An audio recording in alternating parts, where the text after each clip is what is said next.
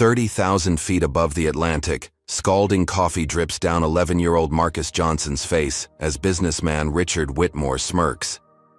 "Accidents happen, boy," he sneers, loud enough for nearby passengers to hear. No one moves, except Zara Washington, the senior flight attendant watching from the galley. Her hands steady as she approaches, face professionally neutral, despite witnessing what everyone pretends not to see. "Sir," she says with practiced calm that barely masks her rage, "I'll need you to come with me immediately." Neither realizes this moment will destroy careers, spark national outrage, and forever change airline policy. What invisible lines had been crossed that day? And who would pay the ultimate price for speaking truth to power? Before we begin this powerful story, let us know where you're watching from in the comments. If you believe in standing up for justice, even when the world looks away, hit that like button and subscribe to stay updated on more stories of courage in the face of discrimination.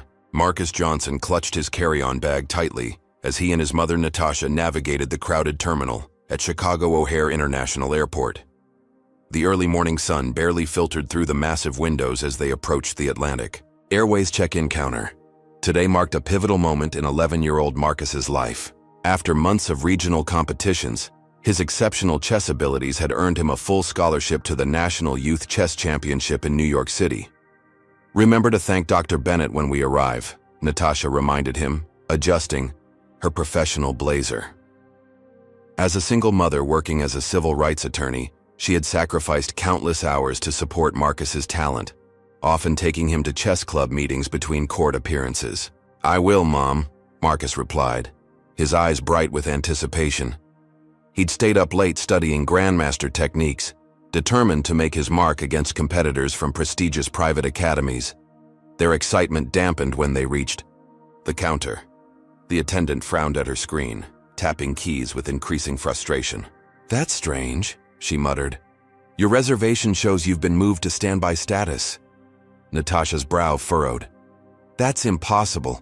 We confirmed our seats yesterday and received boarding passes via email." The attendant shrugged. "System shows your confirmed seats were released. It happens sometimes with our booking software." As they reluctantly moved to the standby area, Marcus noticed something troubling. Several passengers who arrived after them approached the same counter, received their boarding passes without issue, and proceeded to security. Every one of them was white. After 45 minutes of waiting, Natasha approached the gate agent, again phone in hand. "I have our confirmation email right here, sent yesterday at 7:42 p.m., seats 14A and 14B. The gate agent's smile tightened. "Ma'am, perhaps you misunderstood the email. Confirmations aren't guarantees. I've flown enough to know the difference between a confirmation and a standby notification," Natasha replied evenly, though Marcus recognized the subtle shift in her tone that signaled her lawyer mode was activating. A supervisor was called. More passengers boarded. Finally, after Natasha calmly but persistently presented their email confirmation and mentioned Atlantic Airways' own boarding policies, they were grudgingly permitted to board, among the very last passengers. Their relief was short-lived. "I'm sorry, but we've had to adjust seating to accommodate some last-minute changes," explained a flight attendant, directing Natasha toward the back of the plane. "Your son will be in premium economy, seat 8B, while you'll be in 32F. "That's unacceptable," Natasha protested. "He's 11 years old, and we booked our tickets together months ago specifically to sit together." The flight attendant glanced nervously at the growing line behind them. "I apologize for the inconvenience, but the flight is completely full. There's nothing we can do at this point without delaying departure." Natasha looked at Marcus, calculation visible in her eyes. He knew she was weighing whether this was a battle worth fighting or if causing a scene would only make things worse for them both. "It's okay, Mom," Marcus whispered, though his heart raced at the thought of sitting alone. "It's just a few hours." With visible reluctance, Natasha knelt to his level. "Listen to me," she said quietly. "Remember what we discussed. Head high, no trouble. If anything happens that makes you uncomfortable, press the call button immediately." Marcus nodded solemnly, understanding her unspoken message. As a young black boy traveling alone, he needed to be twice as careful, twice as polite, twice as invisible to avoid unwanted attention. As a flight attendant escorted him to his seat between two businessmen, Marcus glanced back to see his mother still watching him, her face a careful mask that couldn't quite hide her concern. Neither of them realized how prophetic her caution would prove to be. The boarding process was nearly complete when Richard Whitmore strode down the jetway, trailing the scent of expensive cologne. At 53, he carried himself with the unmistakable confidence of someone accustomed to wielding power. His tailored, charcoal suit probably cost more than most passengers earned in a month, and his Italian leather briefcase swung casually at his side as he consulted his Rolex with an impatient frown. As senior vice president of Pinnacle Financial Group, Richard was used to priority treatment. Today's delay had been unavoidable, an emergency board call about their latest acquisition, but his irritation was palpable as he made his way down the aisle to his premium economy seat. Upon reaching row 8, Richard's expression shifted from mild annoyance to barely disguised displeasure. His eyes narrowed at Marcus, who sat quietly reading a dog-eared chess strategy book. "Excuse me," Richard said, his voice carrying deliberately. He made a show of checking his boarding pass multiple times, turning it over and holding it up to the light. "I believe there's been some mistake. I reserved seat 8B. Marcus looked up, momentarily confused. "This is 8B, sir. That's what my boarding pass says too." Richard's mouth tightened as he signaled to a passing flight attendant. Not Zara, but a younger man named James who was clearly new to the job. "There appears to be a seating conflict," Richard announced. James turned to Marcus first, not Richard, and asked with barely concealed suspicion, "Can I see your boarding pass, please?" Marcus produced his pass, handling it carefully to avoid any accusation of damaging it. Richard exhaled loudly. "Well, someone clearly made an error. I specifically requested this row. I'm a Platinum Elite member." He emphasized the last 3 words while staring pointedly at Marcus's worn sneakers.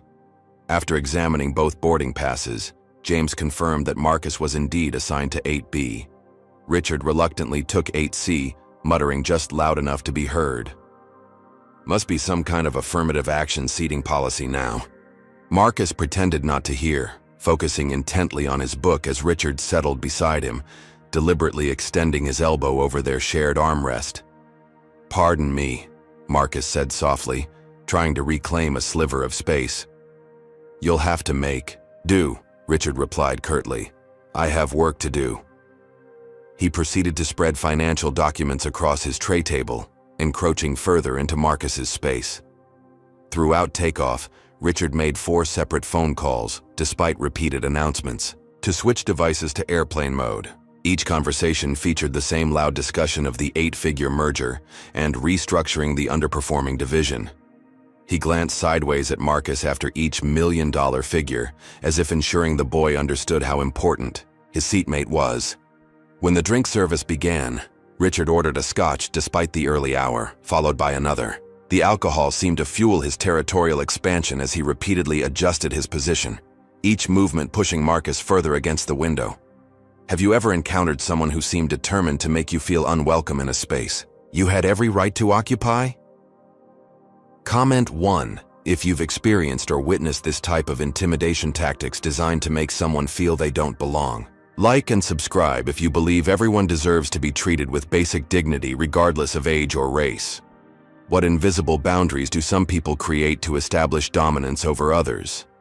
And how far will Richard go to assert his perceived superiority over an 11-year-old boy whose only offense was occupying a seat he felt entitled to? The tension is building, but this is only the beginning of a confrontation that will change many lives forever.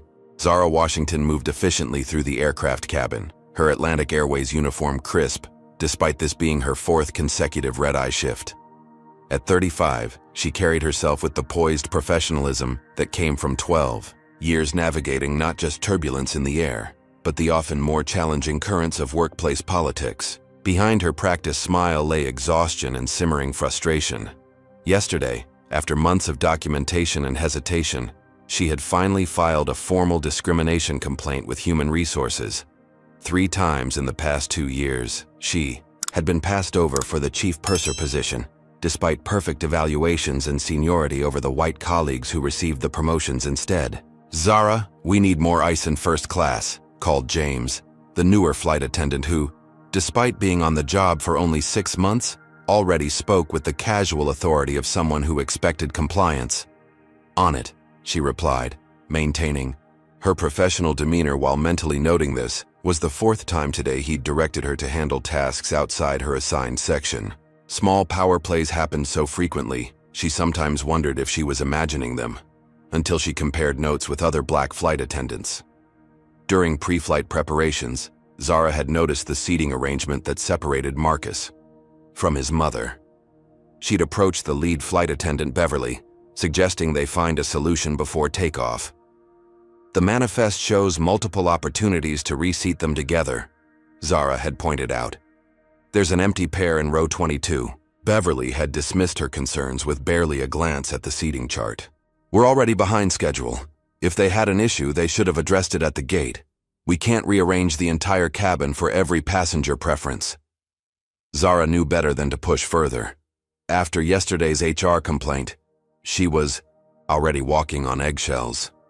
Instead, she made a mental note to check on the boy during service.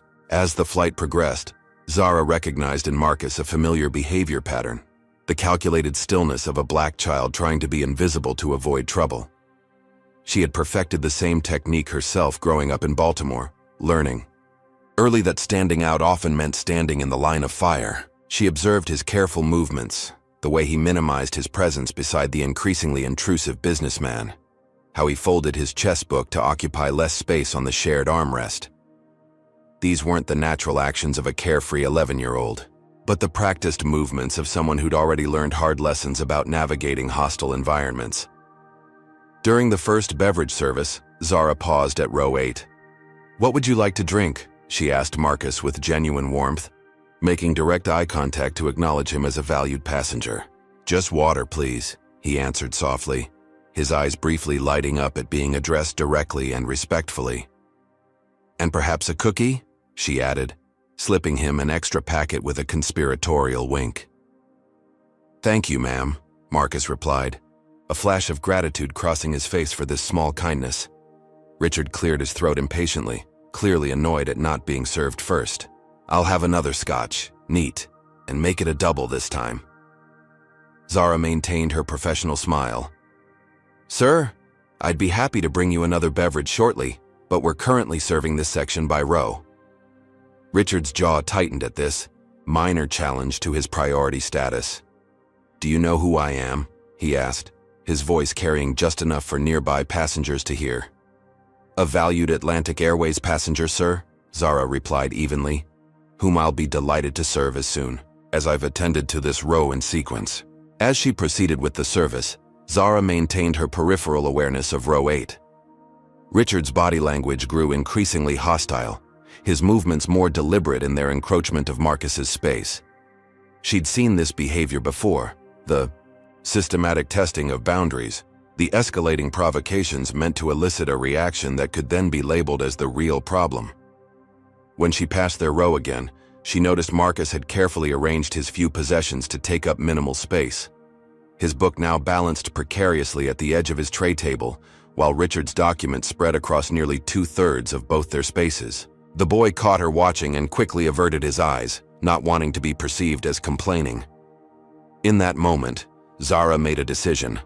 While she couldn't change the seating arrangement, she would keep closer watch over this situation. After yesterday's complaint, she was already risking her career by drawing attention to potential conflicts. But some things mattered more than job security and the determined dignity of the child trying so hard to remain unmolested in his rightful space stirred something protective in her that transcended professional caution. 2 hours into the flight, the cabin had settled into the drowsy rhythm of transcontinental travel. Most passengers dozed or watched movies, the hum of the engines providing a steady white noise backdrop. In row 8, however, the tension continued to escalate. Richard repeatedly jammed his finger against his laptop keyboard, each aggressive tap punctuated by an increasingly frustrated sigh. The Wi-Fi connection, spotty at best, had apparently failed him at a critical moment. "Useless," he muttered, glaring sideways at Marcus as if the boy were somehow responsible for the technological limitations of in-flight internet. "Completely useless, can't get anything done in these conditions." Marcus had abandoned his chess book and was now attempting to complete a math worksheet. His teacher had provided extra exercises to keep him sharp during the days he'd miss for the tournament. He'd shifted his body as far toward the window as physically possible, making himself small. "You're taking up too much space," Richard said suddenly, loud enough for nearby passengers to hear. "I can't even use my laptop properly, with you constantly fidgeting." Marcus froze, pencil mid-equation. "I'm sorry, sir.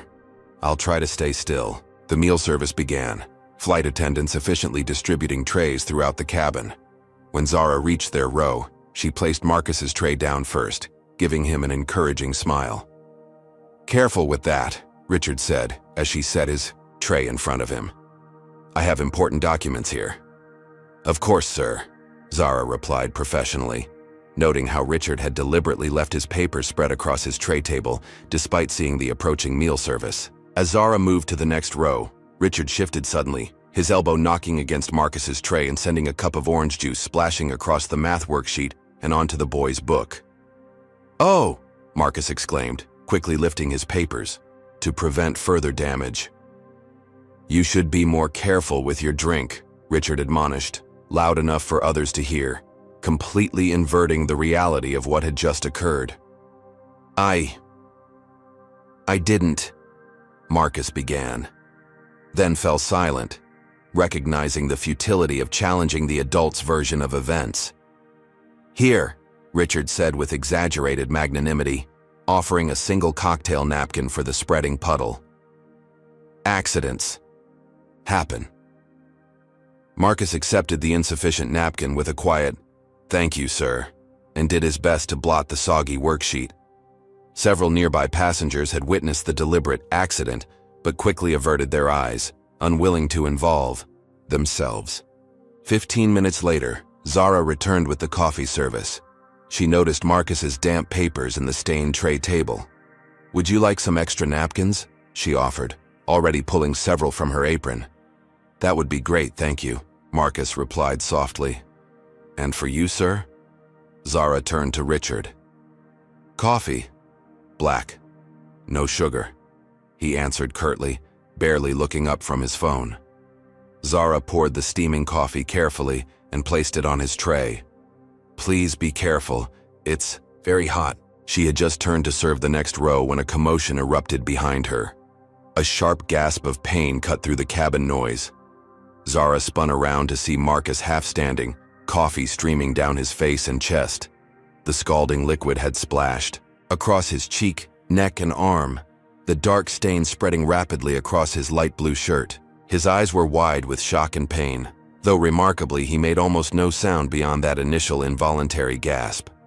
Richard sat with the now empty coffee cup tilted in his hand, his expression a calculated blend of surprise and indignation.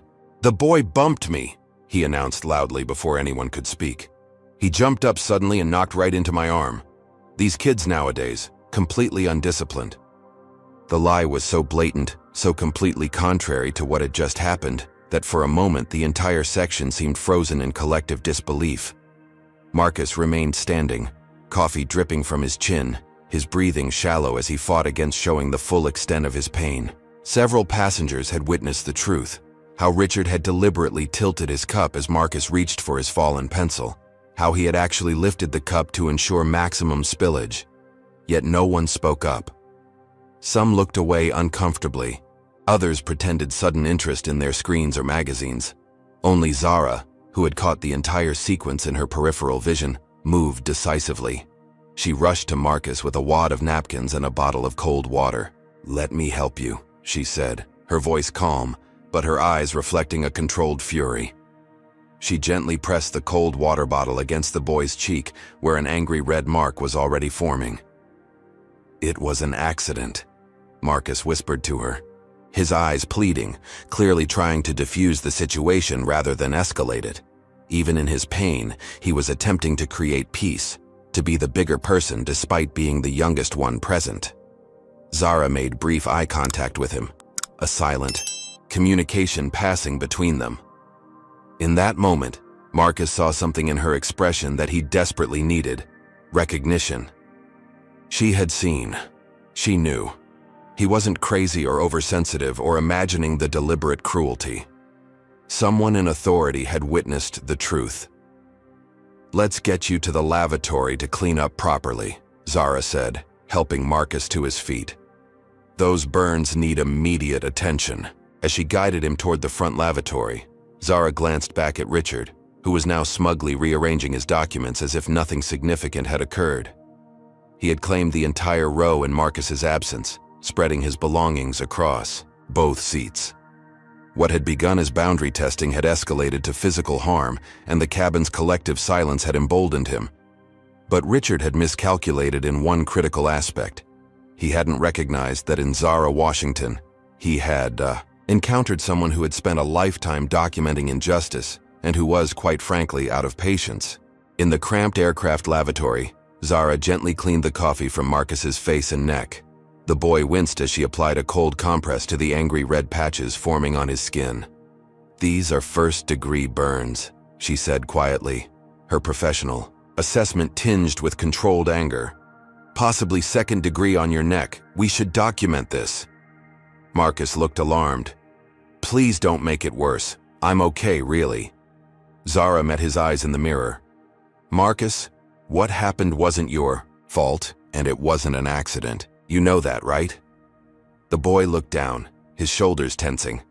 "My mom says sometimes it's safer to let things go." "Your mom sounds very wise," Zara replied, carefully removing her phone from her pocket. "And sometimes that's true. But other times letting things go only ensures they'll happen again, to someone else who might not be as strong as you." She held up her phone. "I need to take pictures of these burns. It's standard procedure for any passenger injury, but it's also protection for both of us." After a moment's hesitation, Marcus nodded. Zara quickly photographed the injuries, noting the distinct splash pattern that clearly contradicted Richard's claim about being bumped. "You have a tournament in New York?" she asked, recalling the chess book. "National Youth Chess Championship," Marcus confirmed, brightening slightly despite his discomfort. "I got a scholarship." "That's impressive," Zara said, meaning it. "I played a little in high school, never got past sacrificing my queen too early, though." A ghost of a smile crossed Marcus's face. "That's a common beginner mistake. The queen seems so powerful that losing her feels catastrophic, but sometimes the sacrifice opens up better strategic positions." "Smart thinking," Zara said, applying burn ointment from the first aid kit. "That applies to more than just chess, doesn't it?" As they returned to the cabin, Zara's expression shifted back to professional neutrality. Richard had spread his belongings across both seats, clearly expecting Marcus to find another place to sit. "Sir," Zara said firmly, "I need you to come with me to the galley." Richard looked up with mild annoyance. "What for?" "I've already explained." "What happened?" "The boy bumped me." "This isn't a request, sir," Zara replied, her voice low but resolute. "FAA regulations require documentation of all passenger injuries, and as the involved party, I need your statement." "I'm busy," Richard gestured dismissively at his laptop. "Send one of the other attendants if you need paperwork filled out." Zara leaned slightly closer, lowering her voice further. "Sir, I need to remind you that interfering with a flight crew member's duties is a federal offense under 49 U.S.C. Para 46504. Please come with me now." Something in her tone finally penetrated Richard's shield of entitlement. With visible reluctance, he followed her to the forward galley. Marcus slipped back into his seat, relieved to have temporary respite. In the galley's relative privacy, Zara turned to face Richard directly. Her professional facade remained, but her eyes had hardened. "Mr. Whitmore, I want to be perfectly clear. I observed you deliberately pour hot coffee on that child." Richard's expression shifted from surprise to indignation to calculation, all within seconds. "That's ridiculous. It was clearly an accident. The boy is clumsy and bumped into me. The burn pattern on his skin contradicts that claim," Zara stated calmly. "As does my direct observation. which will be included in my incident report. Richard's demeanor transformed instantly. His voice dropped to a condescending murmur. Look, Ms. Washington. He glanced at her name tag performatively. You're clearly overreacting to a minor incident. Accidents happen every day on flights. This wasn't an accident. And who do you think the airline will believe? Richard straightened, his tie, his confidence returning. A flight attendant making unfounded accusations or a Platinum Club member who personally plays golf with 3 of your senior executives? When Zara didn't react, he pressed on. I don't think your supervisors would appreciate hearing how you've been harassing a valuable customer, especially given your background. Are you threatening me, Mr. Whitmore? Merely pointing out realities, he smiled thinly. We both know how these situations typically resolve, so why don't we just forget this unfortunate misunderstanding? I'll even request a different seat to accommodate the boy's apparent sensitivity. Zara maintained steady eye contact as she removed her documentation pad. I'm changing your seat. Assignment regardless, Mr. Whitmore, and I'm filing a complete incident report including photographs of the child's injuries and witness statements I'll be collecting. Richard's face darkened. You're making a serious mistake. Do you have any idea who I am? A passenger on my aircraft who assaulted a minor. Zara replied evenly. Your status with the airline doesn't exempt you from basic human decency or federal law. Richard leaned forward, dropping all pretense of civility. Listen carefully. I can have your job before this plane lands. One call, that's all it takes. Zara stepped closer, her voice so quiet he had to strain to hear. Sir, I've survived worse. Than men like you. Have you ever witnessed someone stand their ground against intimidation tactics from someone in a position of power? Comment 1 if you admire Zara's courage in this moment. Like and subscribe if you believe in holding people accountable regardless of their status or connections. What happens when someone who's accustomed to getting away with everything meets someone who has nothing left to lose? As tensions escalate 30,000 feet above the ground, will the other passengers continue their complicit silence? Or will someone finally speak up for what's right? Seat 28F is available, Zara informed Richard, escorting him toward the back of the plane. His face flushed with barely contained rage as fellow passengers watched his relegation to economy. This is completely unacceptable, he hissed, loud, enough for those nearby to hear. I paid for premium seating. Atlantic Airways takes passenger safety seriously, Zara replied steadily. Your original seat assignment has been revoked due to a safety concern. Safety concern? Richard scoffed. Is that what we're calling it now? Everyone can see what's happening. She's playing the race card. His voice rose deliberately on the last sentence, ensuring maximum audience. A ripple of uncomfortable awareness spread through the cabin. Passengers who had been pretending not to notice now turned openly in their seats. Some appeared shocked by Richard's explicit accusation, while others nodded in apparent agreement. As Zara directed Richard to his new seat, an older white man, in an adjacent row, spoke up. This is ridiculous. You can't just move a paying customer because of some spilled coffee. It was an accident, added a middle-aged woman several rows ahead, despite being too far away to have witnessed anything. Kids are always jumping around. James, the junior flight attendant, approached Zara with obvious discomfort. Maybe we should reconsider this, he muttered. He's a Platinum member and it's creating a scene. An incident report has been filed, Zara responded calmly. The decision is final. Meanwhile, Marcus sat alone in premium economy, shoulders hunched, as he became the unwilling center of a divided cabin's attention. He stared fixedly at his window, wishing he could disappear as whispered comments swirled around him. Poor kid, did you see his face? The man did it on purpose. I watched him tilt the cup. But why would an executive do something like that? To a child? The flight attendant is overreacting. Typical. The aircraft had transformed into a microcosm of society itself. Those who had witnessed injustice and remained silent. Those who spoke up belatedly. Those who defended the status quo regardless of evidence. And those who questioned the victim, rather than the perpetrator. The commotion drew First Officer Taylor from the cockpit. A tall man with salt and pepper hair, he surveyed the situation with practiced calm. "What's the situation?" he asked Zara discreetly. Before she could respond, Richard pushed past a flight attendant to approach. "Finally, someone reasonable," he declared, extending his hand. "Richard Whitmore, Pinnacle Financial. This woman has humiliated me in front of the entire cabin over a simple accident." Something flickered in Taylor's expression, recognition of the dynamic at play perhaps, but his professional demeanor remained intact. "I understand there was an incident involving a minor." "A misunderstanding," Richard insisted. "But rather than handling it discreetly, your flight attendant has created a spectacle and discriminated against me." Taylor turned to Zara. "Ms. Washington, a passenger sustained first and possible second-degree burns after hot coffee was deliberately spilled on him," Zara stated.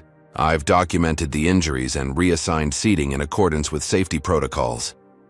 The first officer nodded. "Then you followed proper procedure.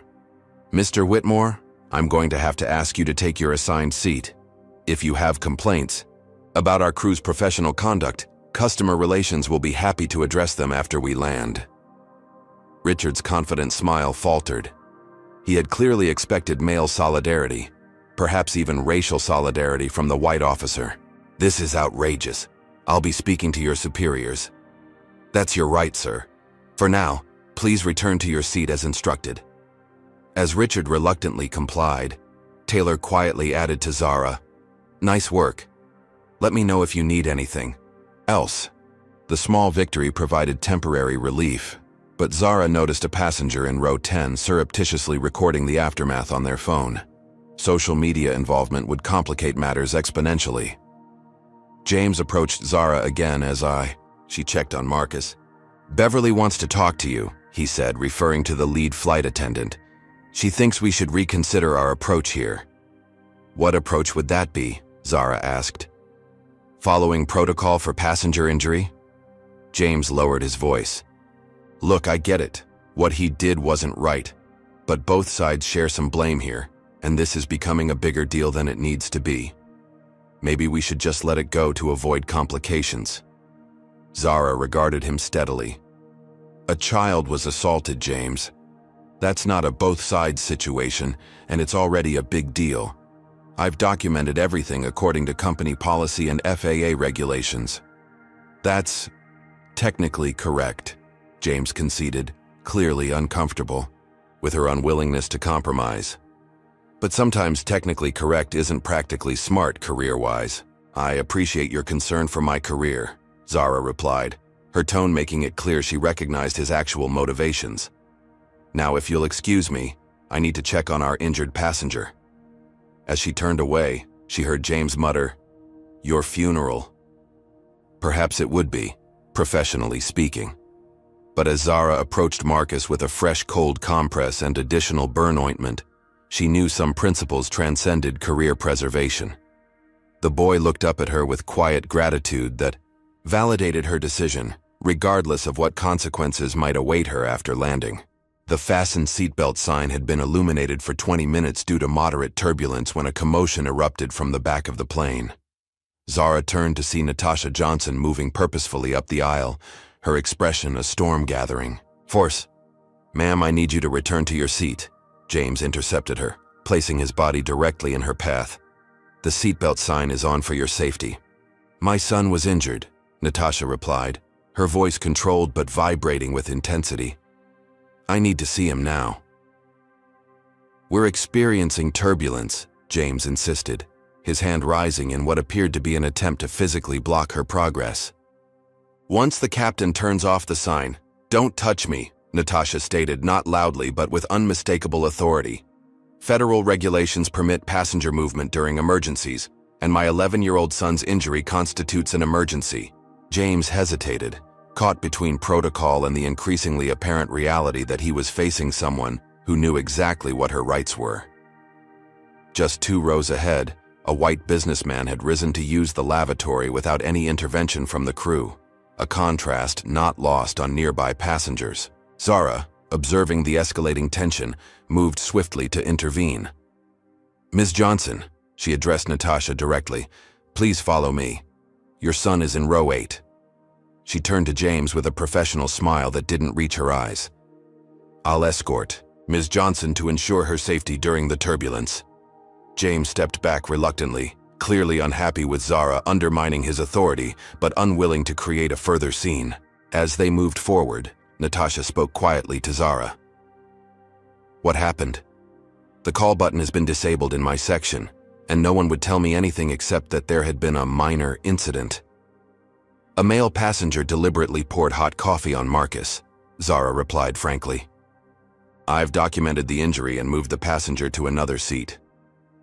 Natasha's step faltered momentarily, shock and fury crossing her face before she regained her composure. "How badly is he hurt?" "First-degree burns primarily, possibly second-degree. On his neck, I've applied burn ointment and cold compresses." They reached row 8, where Marcus sat alone, a damp cloth pressed against his neck. His eyes widened at the sight of his mother. "Mom!" Relief flooded his face. Natasha immediately knelt in the aisle beside him, gently examining his injuries. Her lawyer's composure momentarily fractured as she took in the angry red marks on her son's skin. "Oh, Marcus." "I'm okay," he assured her quickly. "Ms. Washington helped me." Natasha looked at the burns again, her expression hardening as she mentally cataloged each mark. She then turned to Zara, her demeanor shifting noticeably from concerned mother to something equally powerful but more calculating. "I want the passenger's name," she stated, "and I need the air marshal to document these injuries officially." "Of course," Zara agreed. "I've already filed an incident report with photographs." "Richard Whitmore," a voice suddenly supplied from across the aisle. An elderly woman peered over her reading glasses. "I heard him on his phone earlier. He's with Pinnacle Financial Group." Natasha went completely still. "Richard Whitmore from Pinnacle Financial?" she clarified, her voice taking on a new edge. The elderly woman nodded. "That's right. He made sure everyone knew it." A strange expression crossed Natasha's face, recognition, followed by something almost like grim satisfaction. "Ms. Washington, where is Mr. Whitmore seated now?" "Row 28F, Zara replied. "Do you know him?" "Not personally," Natasha said, her lawyer's mask fully in place now. "But my firm, Johnson, Rivera and Chen, successfully represented 6 plaintiffs against Pinnacle Financial Group last year in a racial discrimination lending case. I led the litigation team." Understanding dawned on Zara's face. This wasn't random. "Possibly not," Natasha agreed, her mind clearly racing, "which makes it premeditated assault with potential hate crime enhancements." From the back of the plane, Richard's voice suddenly carried forward as he complained loudly to a nearby passenger. His words cut off abruptly when he glimpsed Natasha standing in the aisle beside Marcus. Even from a distance, the flash of recognition and alarm on his face was unmistakable. "He knows exactly who we are," Natasha confirmed quietly. The depositions were contentious. He was forced to admit to discriminatory lending practices under oath. Marcus looked between them, comprehension dawning. That's why he was so angry from the beginning. It wasn't just about the seat. "No," Natasha agreed, squeezing his shoulder gently. "It wasn't just about the seat." She turned back to Zara. "I need to speak with the captain and air marshal immediately. This changes everything." As if confirming her assessment, Richard was now on his phone despite the clear prohibitions against cell usage during flight, his urgent whispers carrying an unmistakable note of panic. The coincidence of finding himself seated beside the son of the attorney who had humiliated him professionally had apparently triggered a vindictiveness that overrode both judgment and basic human decency. Now faced with the unforeseen consequence of Natasha's presence on the same flight, his calculated intimidation of a child had transformed into something with potentially serious legal repercussions, a reality that seemed to be dawning on him with increasing alarm. "I want to see all documentation you've gathered," Natasha told Zara, "and I need statements from any witnesses before we land." As they spoke, James approached again, his expression troubled. "The captain wants to know what's happening. There are complaints from several passengers about disruptions." "Excellent," Natasha replied before Zara could speak. Please inform the captain that there will be law enforcement officers meeting this flight due to an assault on a minor possible hate crime and what appears to be witness intimidation currently in progress. She gestured toward Richard, who was now moving through the cabin approaching passengers who had witnessed the incident, speaking intensely to each one. James blanched. I'll relay the message. As he hurried toward the cockpit, Natasha turned to Marcus. How are you really feeling? For the first time, the boy allowed his true distress to show. It hurts, Mom, and everyone was watching, but nobody said anything until Ms. Washington helped me. Natasha pulled him gently into her arms, mindful of his burns. I'm here now, she promised, and we're going to make sure this never happens to anyone else. The atmosphere in the cabin had transformed from passive discomfort to charged anticipation. Word had spread rapidly about Richard's background and Natasha's identity, creating a narrative far more compelling than a simple coffee spill. Passengers, who had remained silent, now processed their complicity differently in light of new context. An elderly white woman with immaculately coiffed silver hair approached row 8, where Natasha was still seated beside Marcus. She pressed a business card into Zara's hand. Eleanor Blackwell, she introduced herself quietly. Retired federal judge, Second Circuit Court of Appeals. I witnessed the entire incident and would be willing to provide testimony. She glanced at Marcus with genuine concern. That was no accident, young man. I should have spoken up immediately, and I apologize for my hesitation. Natasha accepted the card with a grateful nod. Thank you, Your Honor. Ms. Washington? A teenage girl with purple-tipped hair leaned across from row 7. I have a video. Not of the actual spill, but right after, when that guy was claiming Marcus bumped him. You can totally see it's a lie from how the coffee splashed. You recorded it? Zara asked, surprised. The girl nodded. I've been documenting microaggressions for my social studies project. I never expected to capture something this extreme. From across the aisle, an Asian man in a business suit who had earlier remained conspicuously silent now cleared his throat. Min Jun Park, Morgan Stanley. I saw everything. The man deliberately tilted his cup when the boy reached for his pencil. I should have said something immediately. His expression reflected genuine regret. I have a son about his age.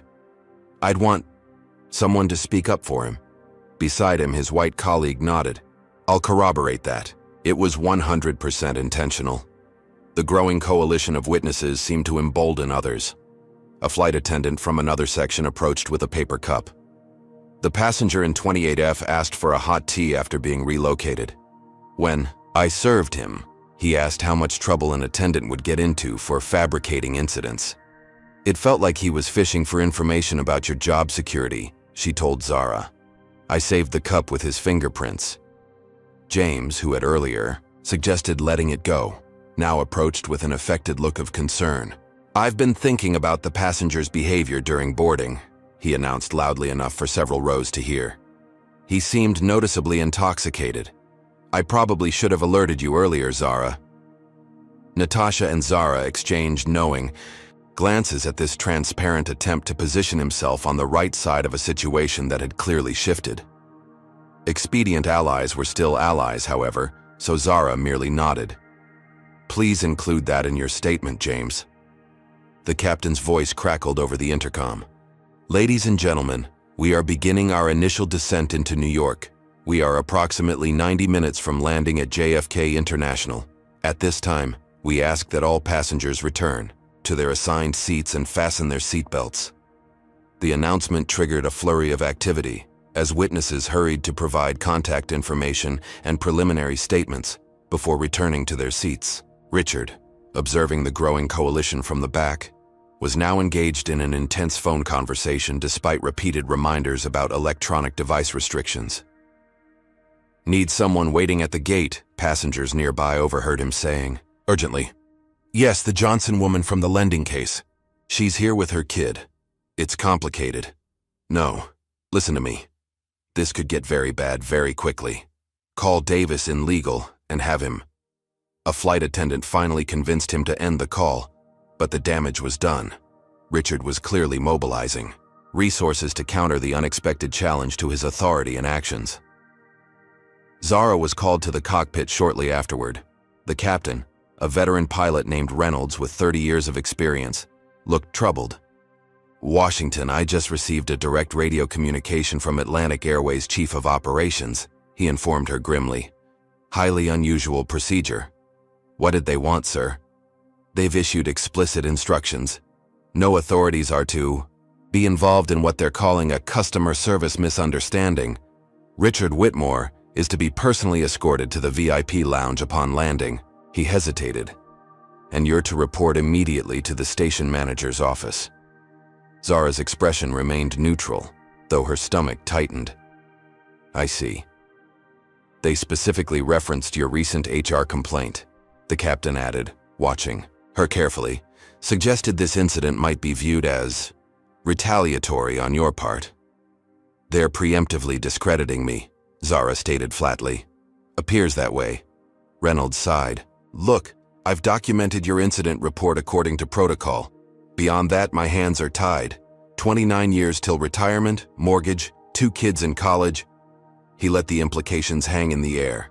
"I understand, sir." As Zara returned to the cabin, she passed Richard, who now wore a smug expression of triumph. He'd obviously been informed of the company's intervention.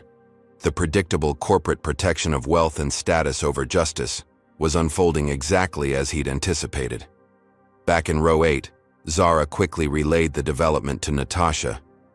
"Classic playbook," Natasha noted without surprise. "They'll isolate witnesses, offer incentives for silence, and control the narrative through their corporate channels." She thought for a moment.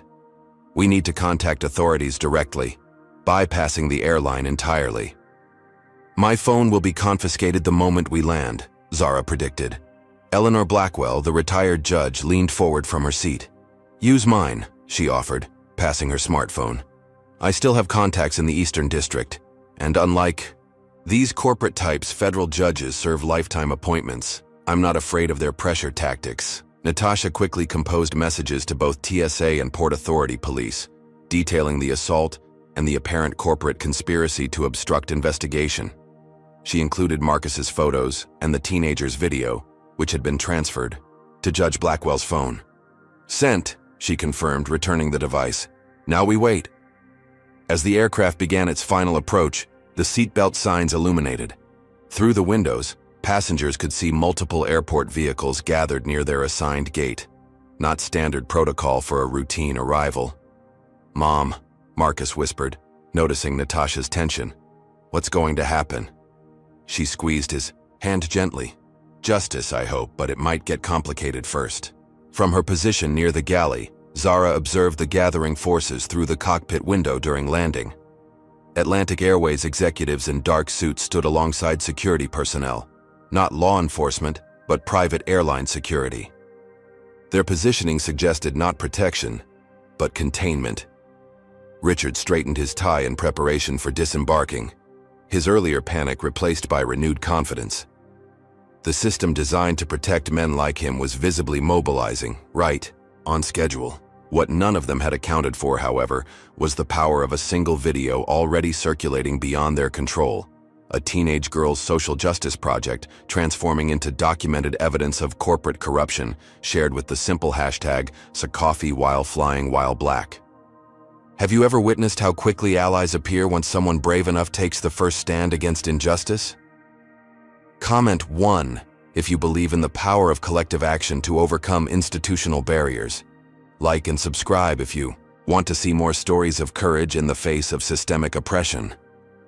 What happens when corporate power collides with the unstoppable force of truth in the digital age? As our protagonists prepare to land, will the carefully orchestrated damage control succeed in silencing them, or will justice find a way despite the powerful forces aligned against it? The aircraft touched down at JFK with a gentle bump, taxiing toward Gate C-42 where the unusual welcoming party waited. Zara watched through the galley window as Atlantic Airways executives conferred with security personnel, their body language suggesting a well-coordinated operation about to unfold. "Ms. Washington?" The cabin interphone buzzed. "Captain Reynolds requests your presence in the cockpit immediately." In the confined space of the flight deck, Reynolds looked genuinely troubled. "They've escalated this to chairman level," he informed her quietly. The chief of operations personally radioed again during final approach with explicit instructions. "Let me guess," Zara said. "No authorities are to be involved." Reynolds nodded grimly. "Whitmore is to be personally escorted to the VIP lounge. Upon landing, you're to report directly to Station Manager Kellerman's office, and they're classifying this entire incident as a customer service misunderstanding to be handled internally." First Officer Taylor shook his head in disgust. "I've never seen anything like this. Direct chairman involvement over a passenger incident? Something's very wrong here." "Your HR complaint," Reynolds added reluctantly. "They mentioned it specifically. Suggested this incident might be viewed as retaliatory behavior following yesterday's filing." Zara absorbed this information with outward calm despite her racing heart. "They're building a narrative to discredit me before I can even file the assault report. I've uploaded your incident documentation to the secure server as required," Reynolds assured her. "Beyond that," he gestured helplessly. 29 years until retirement, 2 kids in college." "I understand," Zara replied without judgment. Self-preservation was a powerful instinct, one she'd navigated her entire career. "Thank you for following protocol with the report." As she returned to the cabin, she glimpsed Richard through the curtain divider. He was smoothing his hair and straightening his tie, his earlier panic replaced by smug satisfaction. When he caught her watching, he actually winked. The gesture confirmed her suspicions. Richard had connections at the highest levels of Atlantic Airways and had activated them the moment his actions threatened consequences. The system designed to protect powerful men was functioning exactly as intended. Making her way back to row 8, Zara quickly briefed Natasha on the situation. "They're waiting at the gate, not law enforcement, company security and executives. They'll try to separate us from the passengers and confiscate evidence." Natasha processed this with the calculated precision of an experienced litigator. Standard corporate containment: isolate, intimidate, incentivize silence. "What can we do?" Zara asked. "We've already done it," Natasha replied, referring to the messages sent through Judge Blackwell's phone. "Port Authority police operate independently from airline security. TSA has federal jurisdiction that supersedes corporate protocol." She checked her watch. "The question is whether they'll respond quickly enough." As the aircraft pulled into the gate, the flight attendants prepared for deplaning. James approached Zara with an apologetic expression that didn't reach his eyes. "Station Manager Kellerman is personally waiting to debrief you," he informed her with barely disguised satisfaction. "Beverly will handle the deplaning." The subtext was clear.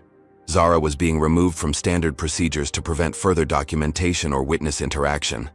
As predicted, the corporate machinery was moving swiftly to contain potential damage. "Ms. Washington," Natasha called softly as Zara passed. "Whatever happens, you did the right thing." Zara nodded, drawing strength from the affirmation. "Stay together," she advised quietly. "Don't let them separate you from Marcus." As the cabin door opened, 2 men in Atlantic Airways management, uniforms immediately boarded, bypassing the usual deplaning sequence. One headed straight for Zara, while the other moved directly toward Richard. "Ms. Washington, I need you to come with me immediately," the first executive stated, his tone leaving no room for discussion. "Mr. Kellerman is waiting." Simultaneously, the second man reached Richard. "Mr. Whitmore, I'm Thomas Davis, Vice President of Customer Relations. On behalf of Atlantic Airways, please accept our sincere apologies for the unfortunate misunderstanding today. If you'll follow me, we've arranged private transportation to the VIP lounge where we can address your concerns."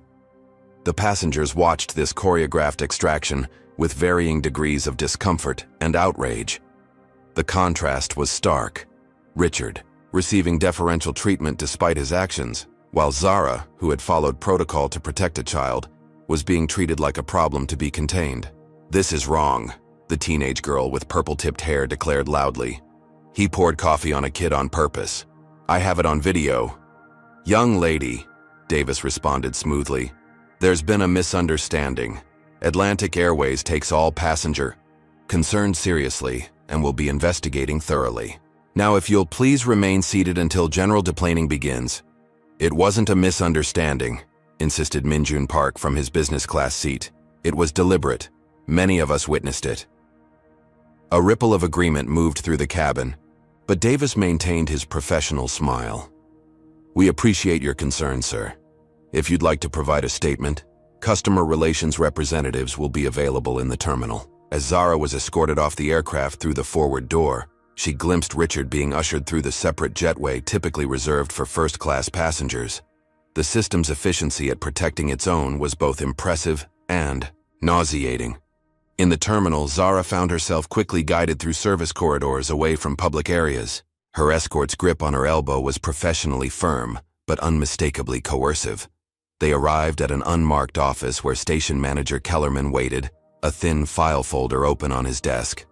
"Ms. Washington," he greeted her without warmth. "I'll need your phone and any personal devices immediately."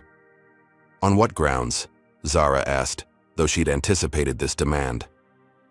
"Company protocol for incident investigation," Kellerman replied smoothly. "Any documentation taken during your shift is company property." "I'm aware of company protocols," Zara countered. "They require chain of custody procedures for evidence collection, including proper receipts and witnesses." Kellerman's professional facade cracked slightly.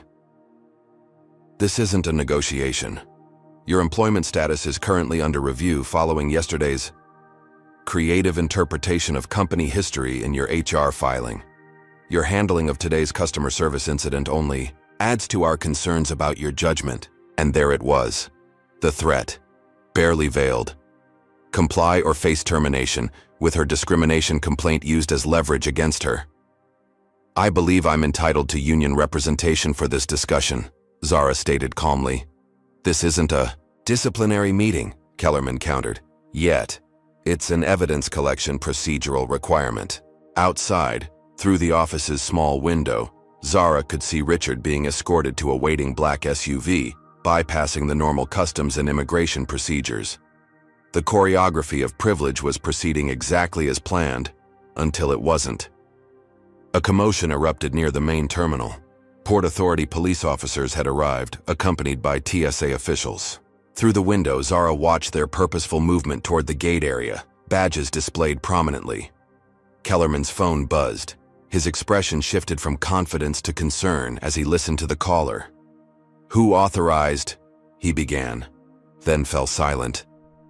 "Yes, sir. Understood." When he hung up, his gaze on Zara had transformed from dismissive to calculating. "It seems there's been a complication." Chaos erupted at Gate C-42 as multiple authority figures converged simultaneously. Atlantic Airways executives formed a protective barrier around Richard Whitmore, attempting to guide him toward the VIP exit before law enforcement could intercept them. Meanwhile, Natasha and Marcus found themselves detained by airline security under the pretense of collecting statements about an onboard disturbance. "We need to verify your identification before you can proceed to customs," an airline security officer informed Natasha, deliberately positioning himself to block her view of the approaching Port Authority police. "You have no authority to detain us," Natasha responded calmly, keeping Marcus firmly at her side. "We're proceeding to customs as required by federal law." "This is a routine security procedure," the officer insisted. "If you'll just come with me to our private office." Attempting to separate a minor from his legal guardian without court order or imminent danger constitutes unlawful detention, Natasha stated, raising her voice just enough to draw attention from nearby passengers. "I am refusing your request to enter a private location, and we will remain in this public space while complying with all lawful immigration and customs procedures." Her precise legal language gave the security officer pause, just long enough for a Port Authority police sergeant to approach. "Is there a problem here?" the sergeant inquired, assessing the tense standoff. Before the airline security officer could respond, Natasha addressed the sergeant directly. "Officer, I'm Natasha Johnson, attorney with Johnson, Rivera and Chen. My son was assaulted on this flight and we've been prevented from filing a police report by airline personnel who are currently attempting to escort the perpetrator off premises without proper immigration processing." The sergeant's demeanor shifted immediately from routine inquiry to focused concern. "We received multiple alerts about this situation, ma'am. TSA has been notified as well." Across the terminal, other passengers from the flight were being approached by Atlantic Airways representatives offering flight vouchers and upgrade certificates. The teenager with purple-tipped hair was listening skeptically to a customer relations officer explaining how the airline would thoroughly investigate if she would just sign a standard feedback form, which contained carefully worded non-disclosure language in its final paragraph. "I'm not signing anything," the girl declared, recognizing the tactic from her mother's experience with workplace harassment. "And I've already uploaded the video." Indeed, her clip showing the aftermath of the coffee incident, with Richard clearly lying about being bumped, had already been shared to multiple platforms with the hashtag #CoffeeWhileFlyingWhileBlack. The 16-second video was accumulating thousands of views per minute, outpacing the airline's containment efforts. Outside the terminal, several news vans had arrived, alerted by both the viral video and Judge Blackwell's connections with local media. The retired judge had made a single phone call to a former clerk who now worked as a legal correspondent for a major network. That was all it had taken to transform a contained corporate incident into a developing news story. In station manager Kellerman's office, Zara continued to refuse surrender of her phone despite escalating threats to her employment. When security personnel attempted to physically confiscate the device, she calmly informed them that removing her personal property without consent constituted theft. "You're making a serious mistake," Kellerman warned as his strategy crumbled. "Your career is over." "Perhaps," Zara acknowledged. "But some things matter more than careers." The office door opened abruptly as a TSA supervisor entered, accompanied by a Port Authority officer. "We need to speak with Flight Attendant Washington immediately regarding an in-flight assault report." Kellerman attempted to intercede. "This is an internal airline matter being handled through appropriate corporate channels. Assault allegations fall under federal jurisdiction when they occur in flight," the TSA supervisor stated flatly. "We'll need to interview Ms. Washington without delay." As Zara was escorted from the office, she glimpsed Richard through the terminal windows, being hurried toward a black SUV. Despite the executive's efforts to shield him from view, several news cameras captured his face clearly, his expression a mixture of entitlement and growing alarm as the carefully orchestrated extraction began unraveling. The situation reached its climax when airport police attempted to separate Marcus from Natasha for routine questioning about the incident. Standing in full view of gathering media, Natasha's response was measured but resolute.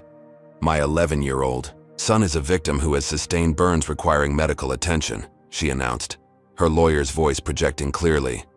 "Any questioning will occur with his legal guardian present, with a victim's advocate, and after he receives proper medical care, as required by New York state law regarding minor victims." When the officer hesitated, she continued, "Additionally, as the assailant appears to be receiving preferential treatment and expedited departure from the terminal, I am formally requesting that law enforcement secure all relevant security footage immediately to prevent evidence tampering."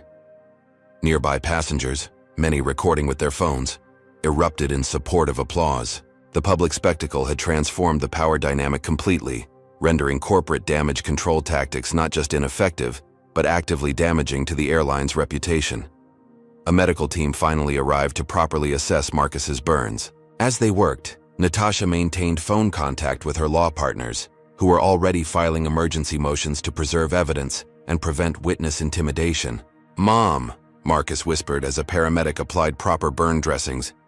"Everyone's watching." "Let them," Natasha replied gently. "Sunshine is the best disinfectant, remember?" Marcus nodded, recognizing the legal principle she'd taught him. Wrongdoing thrives in darkness but rarely survives public scrutiny.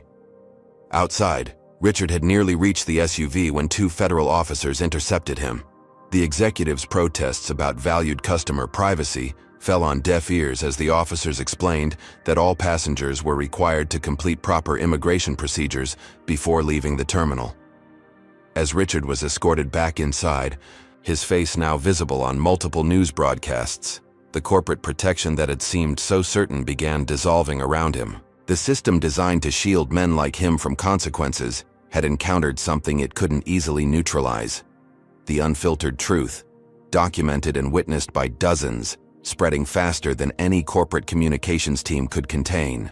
Zara Washington, finally released from airline custody after providing her statement to federal authorities, emerged from the terminal to find an impromptu media gathering. She declined all interview requests, stating only that she had followed standard safety protocols to protect a passenger in my care. As cameras followed her departure, Zara caught Natasha's eye across the terminal. They exchanged a brief nod of mutual respect. Two women who had independently chosen principle over expediency, despite knowing the likely professional cost. What neither fully appreciated yet was how their individual acts of integrity had converged to create something larger than themselves. A moment of public reckoning that would eventually extend far beyond one flight, one company, or one incident of bias. The days following the coffee incident, as media outlets had dubbed it, brought a coordinated campaign of institutional retaliation against Zara and the Johnsons. The systems designed to protect power rarely surrender without deploying their considerable resources.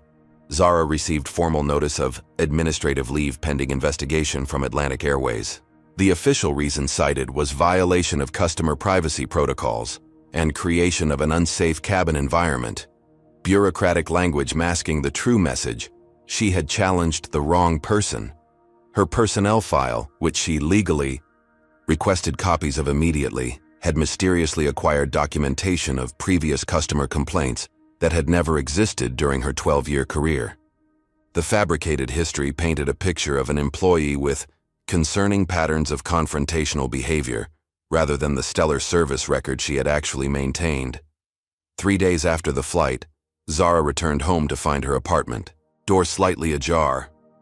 Inside, nothing appeared disturbed except for her missing laptop and backup phone. The police officer who responded to her report seemed skeptical of the coincidental timing when she explained the circumstances, suggesting it was probably just random theft, despite no other valuables being taken. Meanwhile, Richard Whitmore's corporate machinery had activated fully. Pinnacle Financial Group issued a carefully worded statement expressing concern about how a valued executive has been unfairly vilified for an unfortunate accident. The statement suggested that current social tensions were being exploited by activist employees with personal agendas, a thinly veiled reference to Zara's discrimination complaint.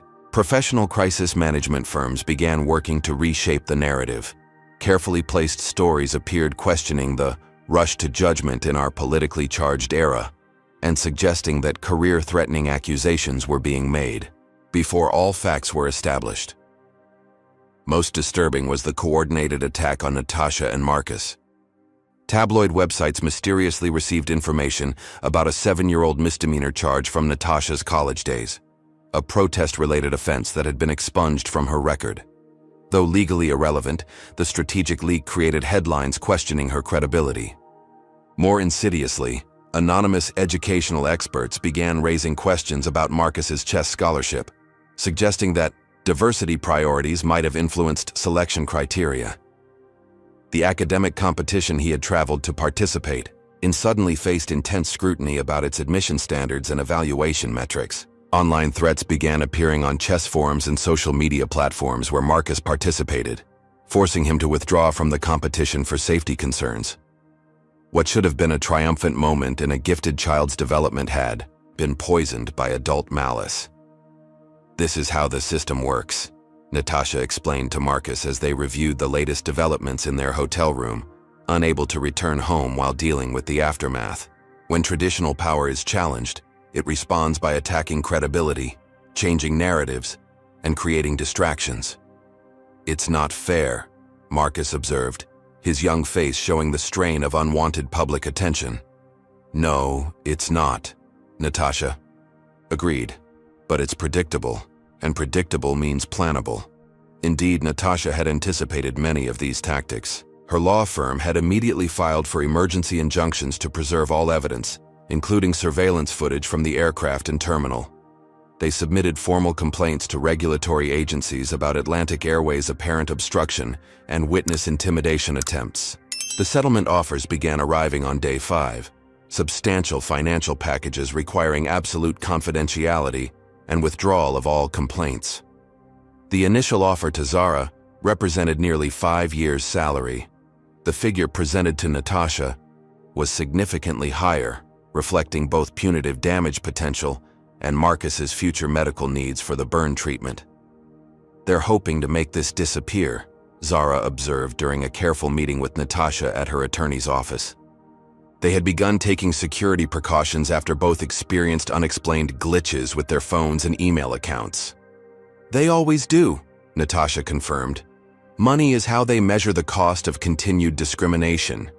If the settlement is cheaper than changing their culture, the behavior continues." Rather than accept the increasingly generous offers, they continued investigating. Through professional contacts and careful research, they uncovered disturbing patterns. Richard Whitmore had similar incidents on other airlines, all quietly resolved through executive channels. Several female employees at Pinnacle Financial had filed complaints about his behavior, only to subsequently leave the company with generous severance packages and ironclad non-disclosure agreements. Atlantic Airways itself had a troubling history of discrimination complaints from both employees and passengers, nearly all resolved through confidential settlements that prevented public pattern recognition. The system wasn't just protecting Richard Whitmore, it was protecting itself. The coordinated pressure continued mounting. Zara's union representative suggested that fighting the airline might not be worth the personal cost. Her apartment lease mysteriously came under review for occupancy regulation compliance. Her health insurance status was flagged for verification requirements. For Natasha, the pressure came through professional channels. Clients were quietly approached about concerns regarding potential conflicts of interest. Court dates for her other cases experienced unusual rescheduling complications. Colleagues received subtle suggestions that association with controversial matters might impact their advancement prospects. Throughout this institutional onslaught, an unexpected counterforce was developing. The teenage girl's video had sparked something beyond a viral moment. Other Atlantic Airways employees began anonymously sharing similar experiences of discrimination and corporate cover-ups.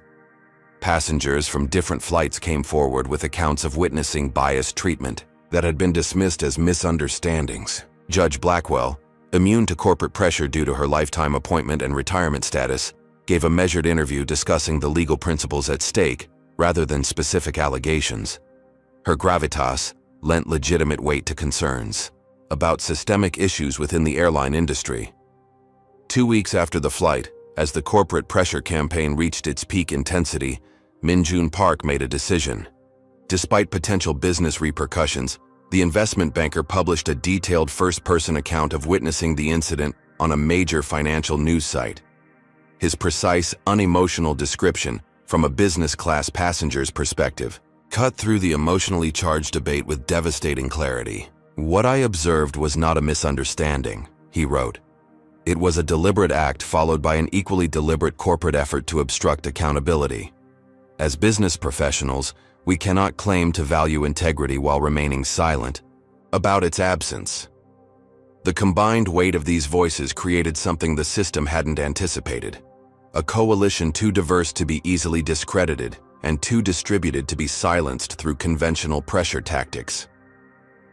"They're used to fighting individuals," Natasha explained to Marcus as they monitored developments.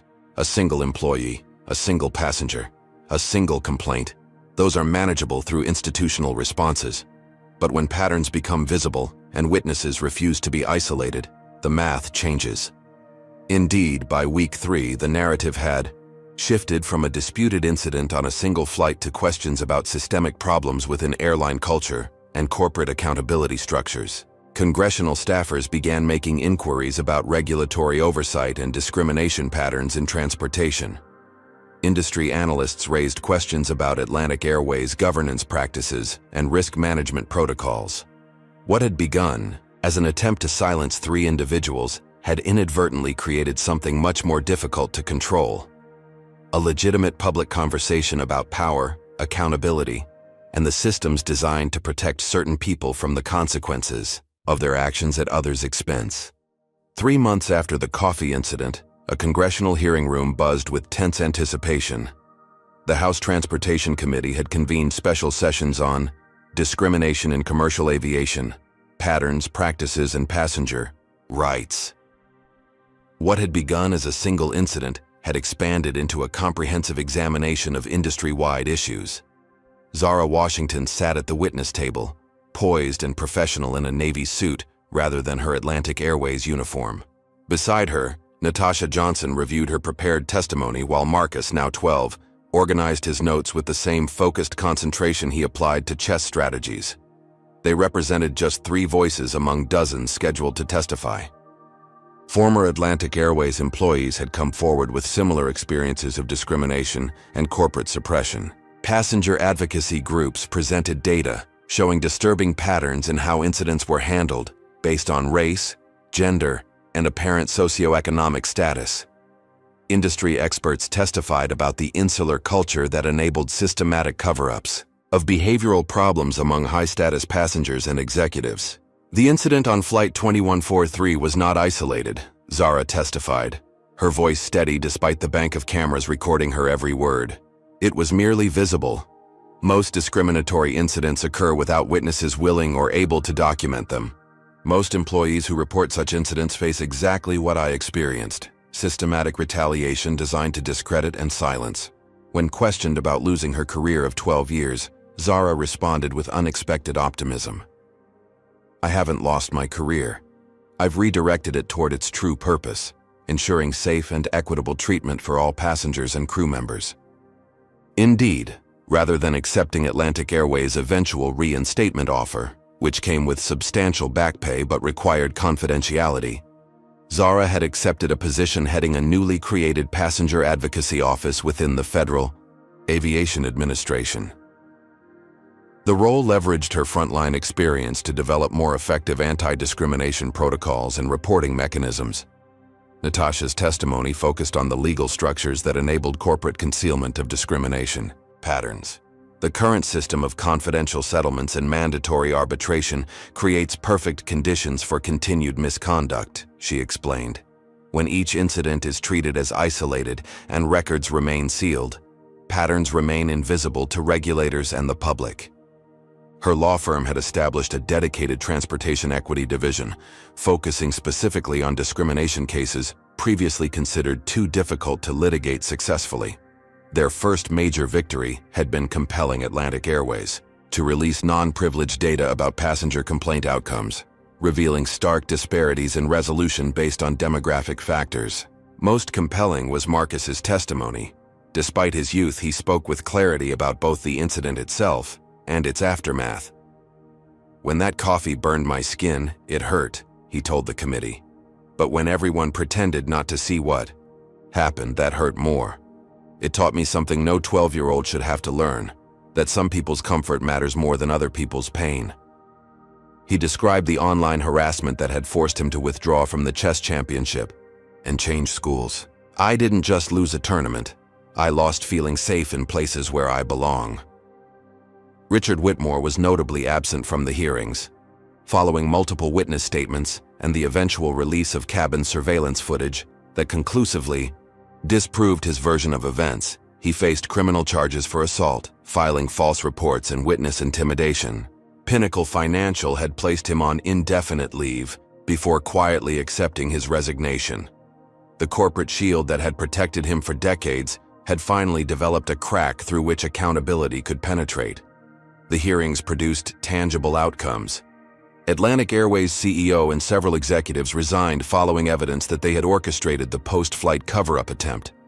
The airline adopted comprehensive new anti-discrimination policies, mandatory bias training, and transparent incident reporting procedures. Most significantly, the industry faced new regulatory requirements for documenting and addressing discrimination complaints without automatic confidentiality provisions. 6 months after the flight, Zara, Natasha, and Marcus gathered in Washington, D.C. for the signing of the Safe Skies for All Act, which established an independent review board for transportation discrimination incidents and whistleblower protections for employees who reported safety or civil rights violations.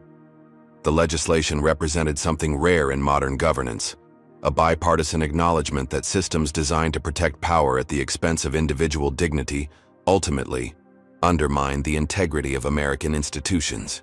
While the political motivations varied across the ideological spectrum, the recognition of necessary change did not. After the formal signing ceremony, Marcus was invited to make brief remarks. Standing at the podium, taller now than he had been 6 months earlier but with the same thoughtful intensity, he looked out at the assembled officials, advocates, and media. "One cup of coffee revealed a broken system," he stated simply. "Imagine what else we'll fix once we truly see each other." The journey from row 8 of Flight 2143 to this moment had been neither easy nor without cost. Zara had surrendered, a career she loved but gained a platform to transform it. Natasha had faced professional intimidation but expanded her firm's impact. Marcus had lost a chess championship opportunity but gained a profound understanding of both injustice and the courage required to confront it. As they left the Capitol together, a reporter called out asking if they felt they had received justice. Zara considered the question carefully before answering. "Justice isn't something you receive," she replied. "It's something you build, decision by decision, stand by stand, day by day. We've laid a foundation. The building continues." Behind them, visible through the Capitol windows, flights continued crossing the Washington sky, their passengers and crews now operating under rules that acknowledged a simple truth: dignity isn't a privilege for some but a right for all, even at 30,000 feet. This story powerfully illustrates several profound truths about confronting injustice in today's world. First, courage is often not a grand gesture but a series of small decisions to stand firm when compromise seems easier. Zara, Natasha, and Marcus each faced moments where backing down offered immediate relief, yet chose the harder path of accountability. Second, systems designed to protect privilege rely primarily on isolation. By separating witnesses, individualizing complaints, and treating each incident as unique, powerful institutions prevent pattern recognition that might reveal systemic problems. The breakthrough came not from a single heroic stand, but from a coalition of diverse voices refusing to be silenced separately. Third, institutional change requires both pressure from outside and integrity from within. External advocacy created visibility, but internal allies who eventually spoke truth to power were equally essential for transformation. Fourth, justice isn't merely punitive, but constructive. The most meaningful outcome wasn't Richard's downfall, but the creation of new systems and protections ensuring others wouldn't face similar treatment. Finally, true accountability often costs something. Zara risked her career. Natasha faced professional intimidation, and Marcus lost opportunities. Yet each gained something more valuable: the knowledge that their actions created ripples extending far beyond one flight or one incident. As Martin Luther King Jr. wisely noted, the arc of the moral universe is long, but it bends toward justice. Sometimes that bending requires brave hands willing to apply steady pressure despite the personal cost. What moment in your life tested your courage to stand up against injustice? Have you ever witnessed discrimination and chosen to speak up or remain silent? We'd love to hear your experiences in the comments below. If this story resonated with you, please hit the like button and subscribe to our channel for more powerful narratives that examine the complex realities of discrimination and the courage required to combat it. Share this video with someone who might need encouragement to stand firm in their own challenging situation. Remember that systemic change happens through collective action. Your voice matters more than you might realize. Sometimes the bravest thing we can do is simply refuse to look away when others do. Thank you for watching, and may we all find the strength to be like Zara, Natasha, and Marcus when our own moments of truth arrive, choosing what's right over what's comfortable, even at 30,000 feet.